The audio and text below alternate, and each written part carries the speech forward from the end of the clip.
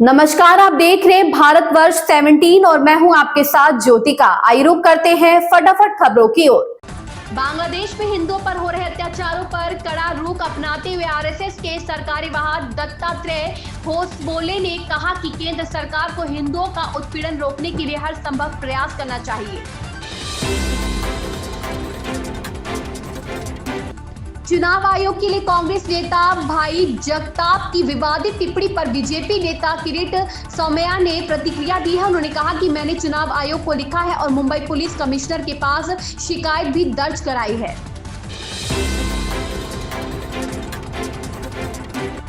महाराष्ट्र विधानसभा चुनाव में महाविकास आघाड़ी को महायुति के हाथों हार का सामना करना पड़ा। विपक्ष अब इस हार का ठिकरा ईवीएम पर फोड़ रहा है। इस पर राकांपा एसपी प्रमुख शरद पवार ने भी प्रतिक्रिया दी। उन्होंने दावा किया कि पूरे चुनाव तंत्र को नियंत्रित करने के लिए सत्ता और धन का दुरुपयोग किया गया। बांग्लादेश में अल्पसंख्यकों पर हो रहे अत्याचार को लेकर भारत के साथ साथ अब मानवाधिकार संगठन भी आवाज उठा रहे हैं। इस बीच पश्चिम बंगाल के एक अस्पताल ने बांग्लादेश में भीड़ द्वारा भारतीय ध्वज जलाने की कथित घटना को लेकर नाराजगी जाहिर की है। इतना ही नहीं, इस अस्पताल ने कहा है कि वह पड़ोसी देश में अल्पसंख्यकों पर हो रहे अत्याचार के विरोध में बांग्लादेशी मरीजों का इलाज भी नहीं करेगा।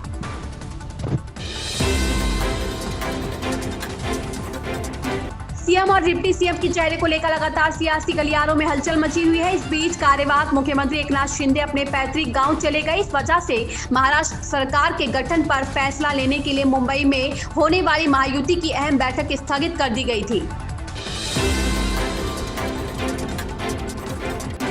अमेरिका के नवनिर्वाचित राष्ट्रपति डोनाल्ड ट्रंप ने हाल ही में एक बड़ा ऐलान किया। उनकी घोषणा से कनाडा और मैक्सिको की नींद उड़ गई। आनंद फानन में कनाडाई पीएम जस्टिन ट्रूडो ट्रंप से मिलने पहुंच गए। दरअसल ट्रंप ने कहा था कि वह जनवरी में कार्यभार संभालने के पहले दिन ही ऐसे आदेशों पर हस्ताक्षर करेंगे जिसके तहत मैक्सिको और कनाडा से आने वाले सभी सामानों पर 25% आयात शुल्क लगाया जाएगा।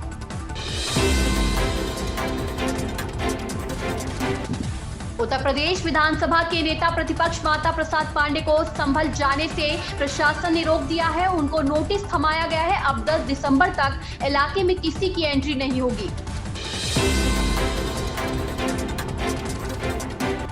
अदानी ग्रुप के चेयरमैन गौतम अदानी और उनके भतीजे सागर अदानी पर अमेरिकी प्रोसिक्यूटर्स की ओर से लगाए गए रिश्वत के आरोप मामले में एक नया मोड़ आ गया है। अदानी ग्रुप के मुख्य वित्त अधिकारी जुगेशिंदर सिंह ने शुक्रवार को कहा कि कॉन्ट्रैक्ट हासिल करने के लिए सरकारी अधिकारियों को रिश्वत देने की बात सरासर गलत है। उन्होंने कहा कि अगर किसी बड़ी राशि का भुगतान किया जाता तो उन्हें निश्चित रूप से उसकी जानकारी होती। चक्रवाती तूफान फिंगल तबाही मचाने के लिए आगे बढ़ रहा है। 90 किलोमीटर घंटे की रफ्तार से यह तट को पार करेगा। मौसम विभाग ने कई राज्यों के लिए रेड अलर्ट जारी किया है। महाराष्ट्र में कांग्रेस के एक नेता के चुनाव आयोग को अपशब्द कहने पर केंद्रीय मंत्री राजीव रंजन सिंह उर्फ ललन सिंह ने कहा कि कांग्रेस हार से उबर नहीं पा रही है। महाराष्ट्र में कांग्रेस पार्टी चुनाव हार गई है। अब वह हार को कवर अप करने के लिए सदन नहीं चलने देना तथा अन्य अनगल आरोप लगा रही है। इन खबरों में बस इतना ही। बने रहिए भारतवर्ष 17 के साथ।